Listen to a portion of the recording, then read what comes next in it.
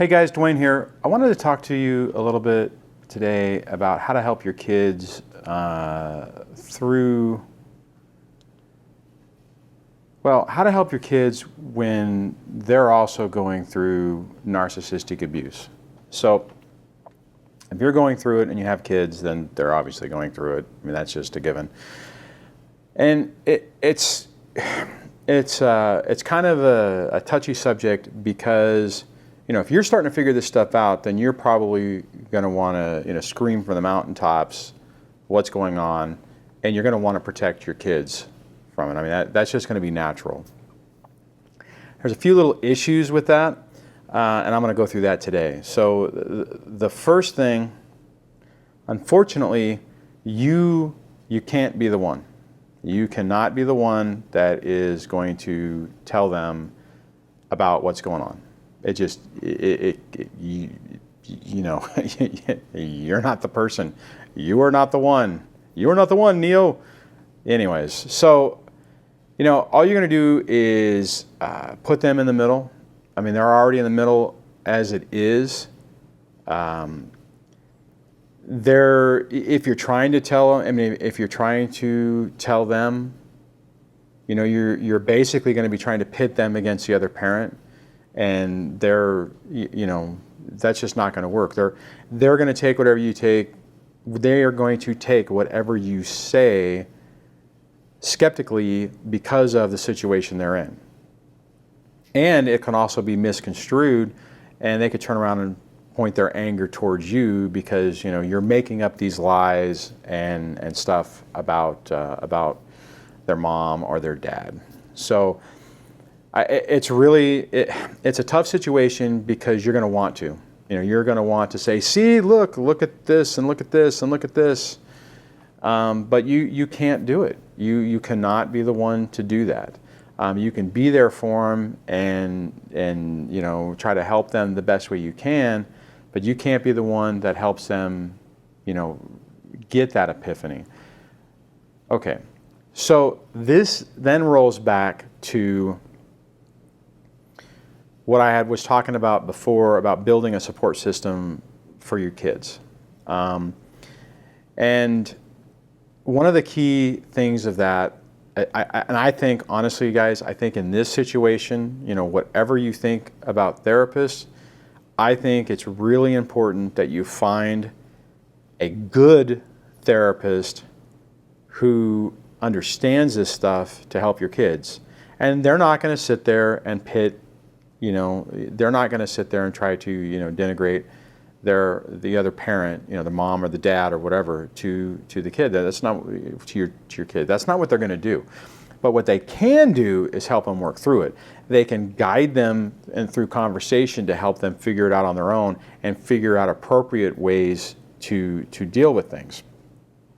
So on that, it's really important that the therapist that your kids are using has the right training and the right experience, or the resources to get that experience. You don't technically want them to be learning on your kids.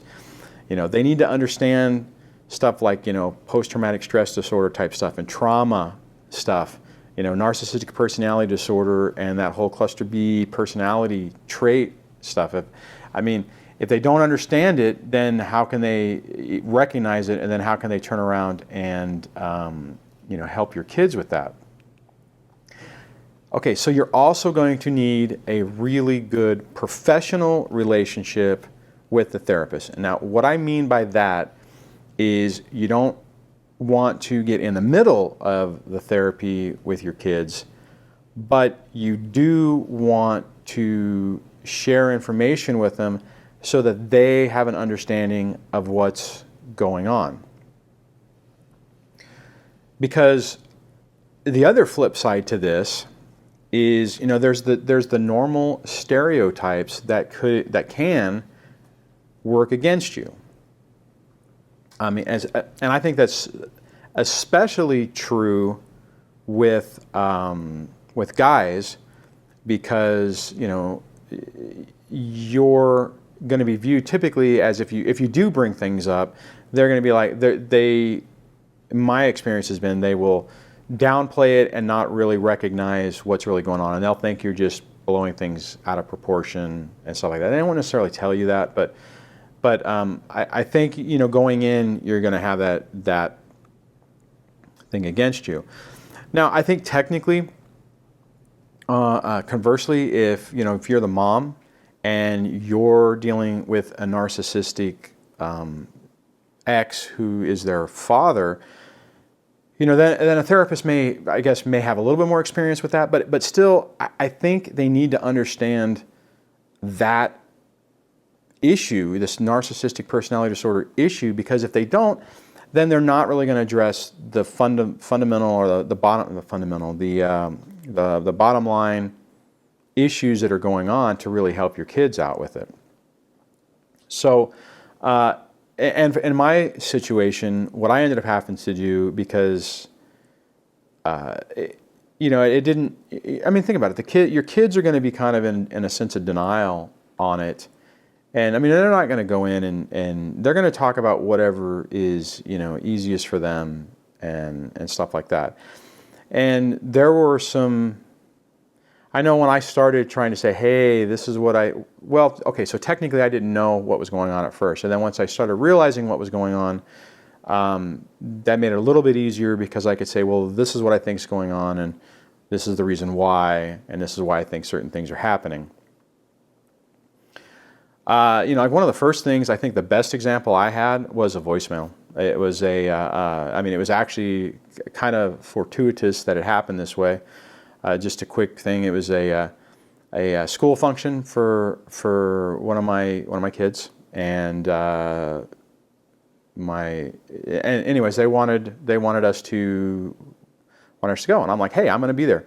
It was like build a gingerbread house or something. It was one of the holiday things. It's like, hey, parents, come on in, sit down and do that. And I'm like, hey, I'm going to be there. And my kid was like, yay, all right, yay, I'm excited, and I'm like, great. And I think at one point they had made a comment about, well, maybe mommy wants to go too. And I'm like, hey, I don't, she can come. We can both. It's not a big deal. What I got later, and it just so happened that I didn't get the call when it came in, was my daughter. Oh, I wasn't going to say daughter, but anyways, begging me not to go. And it was recorded, right? It was like, Daddy, mommy wants to go, and yeah, she wants to go, and can you not go? Right? I mean, you could hear the ex in the background, coaching them. So I was able. That was great, right? I mean, so I had that, and I was able to, when I went in, later on one of the sessions, just say, hey, play this, and I think that's kind of when the dynamic changed a little bit in my situation, because the therapist was just shocked, like, what? And and the thing on that is that these folks are extremely skilled at playing a persona, and you may know what's going to happen, and you may watch people who, when they're interacting with them, and think, oh, they're the great person and whatever, and you just know that after time something's going to happen and they'll reveal themselves, just because it's just what they do. Anyways, so ongoing conversations with the therapist, not necessarily with your child in the room, just to let them know what's going on, just so that they can make notes of it and work with them on it. Because bottom line, what you want is you want your kids to learn skills so that they can move on past this and deal with it appropriately and set their own boundaries, and not allow themselves to become victims themselves on this going on. So the thing is on this, and this is going to be the really tough one, is you're going to have to allow them to figure it out on their own. That's a tough one, right? And it gets a little more complicated than that, because you also need to understand that they're going to be in denial on it, I mean, in all honesty, take a look at yourself. I mean, if you're starting to come out of the cloud, the fog and whatnot out of this, unless you happen to figure it out, like within the first week, which most of us don't, you fell into the same situation that the kids did, which means things were going on. You may have even recognized them. You may have even had a conversation with somebody that said, this is going on and it's not good. And then you make an excuse for it. And then, a day later, it's like it never happened. So your kids are also going to be in denial on it. I mean, one of the things I've seen is, there'll be times where I'll have a conversation with one of them and it's obvious they get it. They will, have a thought and run it down, and it's like, they're acknowledging to you that they get it. Now you don't jump for joy and go, yay, you got it. You just kind of sit there and listen.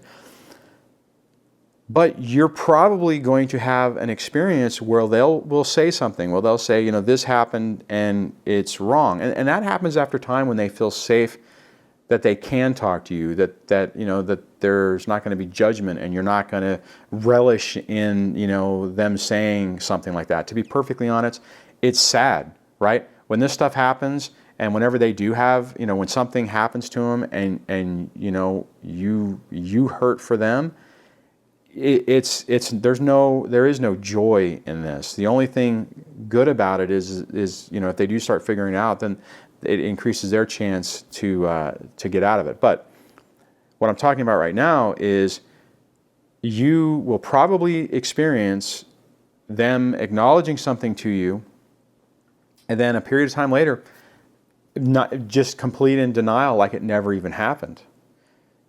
And what I would say on that is think about your own experiences, okay? You basically did the same thing. I know I did. I know that I had experiences where I can recall conversations where I basically, told people what was going on and said the words. I spoke the words and still didn't get it. And then afterwards, it was like, oh, no, that never happened. I mean, I would deny it. So, like I said, one day they may recognize it. The next day they may make an excuse for it. And the tough part is they're probably not even going to realize they're doing it, just like you didn't realize that you were doing it. I mean, it's so you have to put it in perspective in that situation. So what do you do? Okay. Hopefully you have a therapist for them so that, they have a professional that can help them deal with it. You understand that, they have to figure it out on their own. So, what do you do? Well, you be there for them. You be supportive for them. You try not to take sides. You don't blast the other parent in front of them. You don't say negative stuff about the mom or the dad, whatever situation you're in. You don't have conversations with other people where they're in earshot of it. Because what you need to establish that you're supportive for them, that you're there for them, that you don't take sides.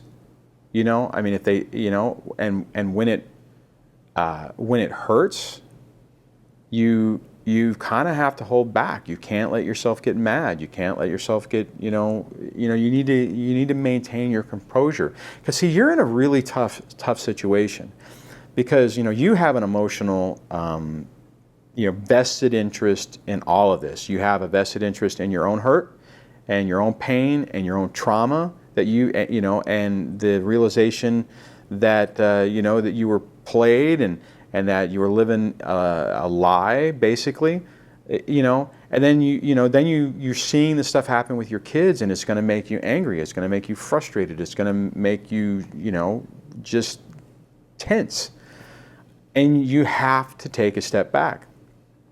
You just you can't go down there. You have to be a strong pillar for your kids. You have to, it's a very fine balance. I mean, it's like, trying to balance something on the, pin of a needle, the head of a needle, It's really tough. Again, and you can't be the one. You cannot be the one that tells them. You cannot be the one that says, your mom or your dad is this. Can't you see it? Can't you? You can't. You can't be the one. Even if you tried to do that, what you're going to do is you're going to basically drive them farther away from it to be able to recognize it. You just have to be there for them. You have to be supportive for them. You have to have your environment be a safe, secure environment. You have to, and this is a tough one too, when they do when they do things that they've learned, when they're putting, their brother or sister down, are they falling into one of these traits? You have to stop that and, basically like, hey, why is it that your sister here was talking about something and she was happy about it, and why did you have to nitpick it? Why would you do that? How do you feel when someone does that to you?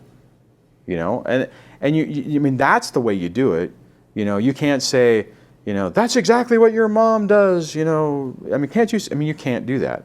But when something happens and they're doing it, you do have to correct it. And the thing is, it's going to be this ongoing cyclical thing, because you're going to be trying to set up an environment which shows and demonstrates appropriate relationship boundaries and how to treat people. And more than likely, when they are at a different location, they're going to be getting completely different training, and that training is going to be, think about it this way: prior to your separation or divorce, or however long that was, that previous environment was that, and that situation was that 24/7, from the time they got up, the entire time they were awake, until they went to bed, when they woke up in the middle of the night. You lived it. You were there. You did the same thing. If you recognized it before and you weren't living in it, you wouldn't have dealt with it. As time goes on in the future, you probably wouldn't deal with it. You would be like, no, this isn't happening. We're not doing this, and it's either going to change or something is changing. Okay, what my point is, if you have a period of time where 100% of the time it was that environment, and now you're trying to correct that, you only have however much time you have. If you have 50-50, then you have 50% of the time you get to try to do that. But be realistic about it. You're living this. This isn't like, you're going in to work an 8-hour shift and have some separation from it. You're going to be living it. So you're going to be dealing with the gaslighting and, the manipulation and stuff that your ex is going to be doing towards you, and then you're going to be dealing with it from the kids. So, there are going to be times where it's going to be incredibly frustrating. There are going to be times where you're just not going to be able to really deal with it, and you're going to just kind of phone it in to just get through the day and start over again the next day. And then if you even have less time, it's even going to be harder. But that doesn't mean that you can't do it, right? That doesn't mean that, hey, if you're a weekend dad or mom, if all you get is every other weekend, that doesn't mean that you can't use that time to try to set appropriate boundaries and stuff. Again, like I said before, it's a really fine balance, because you can't go too over the top, because you'll push things too hard. If you let everything happen, if you just don't have any boundaries and you let everyone run amok, then it's tough. And the hard part about this, guys, is you are going to spend a significant amount of time on this, and it's not going to happen overnight. Now, it will happen, okay? If you just kind of set your own system up, You make sure that you're not making any of the major mistakes, like putting yourself in the middle and stuff like that. Just consistently demonstrating that you're there for them, that you're supportive of them, pointing out whenever they're doing stuff that isn't really appropriate. They will figure it out. They'll figure it out. It is going to hurt. It is going to be painful. And this is, okay, and this is on both sides. This is, it doesn't matter whether you're the dad, like me, dealing with this, or you're the mom. It's still going to be difficult. Now, if you're in a situation where you have the kids maybe 75% of the time or 80% of the time, or you have a majority of the time, then you're obviously in a much better situation, because you can set, re-baseline, for lack of like using a business term, re-baseline what's going on and say, okay, this is the behavior we used to do. We're not doing that anymore, and correct it as you're going on. Personally, I think that would be the best case solution, because then you could basically establish that, and you don't have that Groundhog Day effect. Now, you will every time they go back, and you will anytime it's an extended vacation or something like that. But let me just let me tell you this. The better you get at this, the better that you get at it, meaning the more that you don't let yourself get mad, the more that you basically are creating that supportive, nurturing environment for your kids, those resets, those Groundhog Day effects that I've talked about before, will get less and less. Now, I still have them. I will still, and what I normally do on that is that first day when they come back, I mentally prepare myself that it's going to be a Groundhog Day. Now, in the past, it was really bad. It was, they would walk in the door and it would be just a mess. And then, and think about it. That's kind of like almost like reverse gaslighting. They're coming in, dropping little bombs on you and trying to see, how you're going to react. Now, and in that situation, you can't take the bait when your kids are doing it. And they're not necessarily doing it on purpose. They're not doing it, for some malicious thing. They're having a really tough time with this as well. But my point is that as time goes on, those days get easier. At one point I thought they never would. I really did. I was like, oh my God, this is going to go on forever. This is just never going to get better. And you just persevere, and you maintain that, that structure, that supportive environment.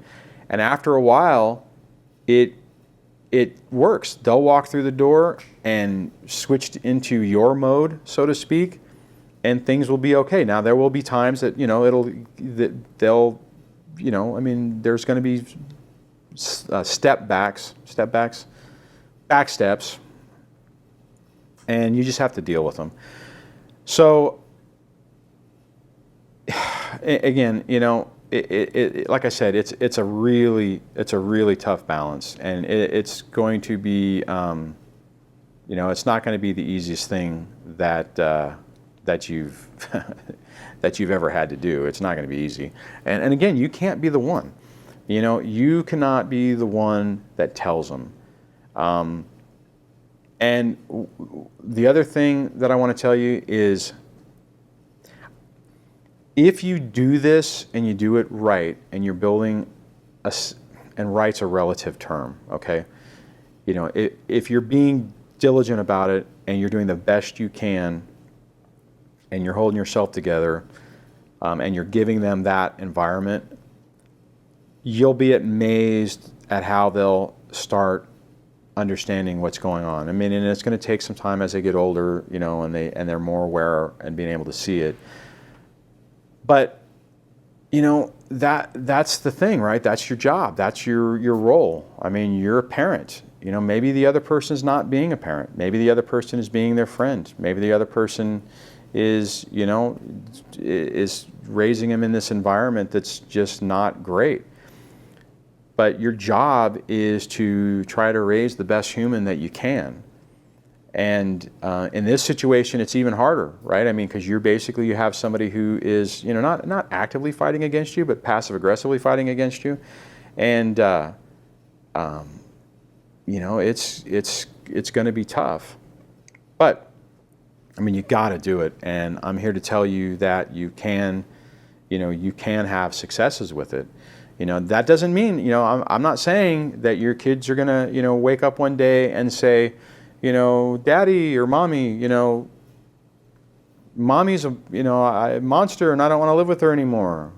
It's probably not going to happen, and you can't expect it to happen.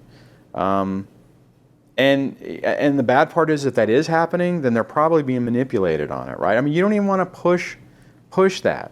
It's like, unfortunately, the kids need both parents. So, I mean, if you were, let's say you were successful, let's say you were able to go to court and you had the money and you were able to somehow, get it revealed that your ex is a narcissist and emotionally damaging to the kids and, they're a danger to them, more than likely, that ain't going to happen, okay? I mean, even if it's an overt thing, you might, in other words, if it's, somebody's doing something to where they do cause the legal system to take a pause, as long as they can tone it down a little bit, the court's going to want, the system typically thinks that the kids need both parents, and they do, okay? That's the tough part, because if you were, okay, to get back to my point, if you were able to get the other parent completely out of the picture, it creates a whole nother set of problems. Why did, Mommy or Daddy doesn't love me? Mommy or Daddy, is bad, or, whatever. And it's a whole nother problem. They feel abandoned. They're going to have all these other issues that, I guess technically if you have them in therapy and you're working with it, they could get through it, but I mean, still, you're setting up extra problems. I mean, the kids need both parents. So this is a really tough one. This is a tough one. I mean, I'm going to summarize. Let me wrap this up because this is kind of running a little long. So, bottom line is, you need to have a supportive environment for your kids. You need them to feel safe. You need them to feel loved. You need them to feel that you're going to be there for them, that they can count on you, that you're not judgmental on them, that that your love doesn't come at a cost. You don't want to set it up to where, okay, well, I'll you'll get the appropriate love and attention from me if you bash on the other parent. More than likely, if they're dealing with, if you're in this narcissistic situation, more than likely that's what the other parent's doing.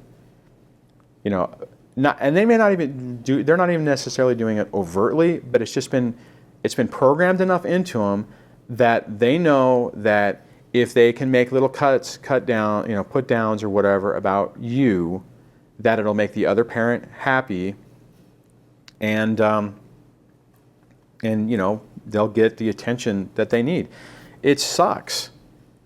It sucks and it hurts. And the first time that you go through and you see something or you hear something or somehow you realize that your kids, basically threw you under the bus, for lack of a better word, you can't necessarily blame them. And I wouldn't even recommend, calling them on the carpet about it. Tell the therapist about it. But, they're doing that to get the appropriate attention and love from the other parent. And they've learned that that's the type of thing that they have to do. So they're doing it, but, don't, and the reason I bring this up, because more than likely if you're in this type of situation, that's going to happen. And I know for me, the first couple times that happened, that hurt, that sucked. That wasn't fun. But you got to take a breath on it, and you can't turn around and say, hey, That's not true, you know.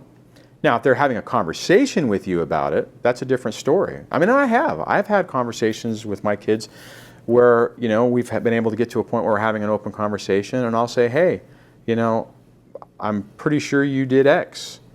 And for instance, okay, early on in my situation, one of my kids would make a scene. You know, when I would go to pick them up, you know, please don't let me go to Daddy. No, I don't want to go. You know, I'm scared. Whatever. And I knew it was happening because I knew that's, you know, and looking back, I knew that's the environment that we were in. And like I don't. The other thing on this, just take a slight pause on it, is whenever you start realizing this, and then you start playing some of these stories back in your head, and you're like, what the hell was I thinking, right?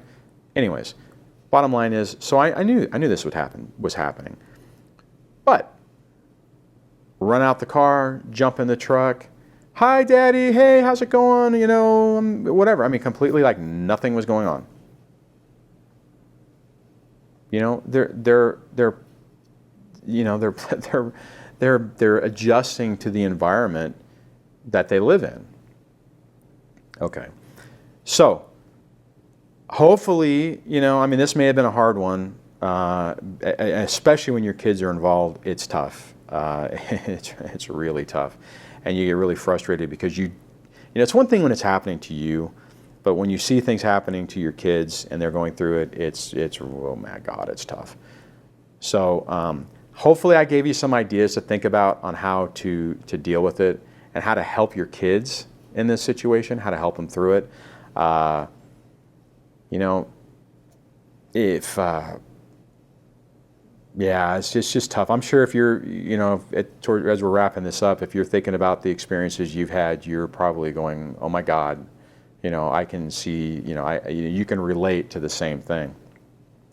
So, all right, on that, I'm going to wrap this up. I hope this video helped you in some way. You know, guys, just be kind to yourself. I know I keep saying that. Just you know, give yourself a break. You know, take some deep breaths when you need to.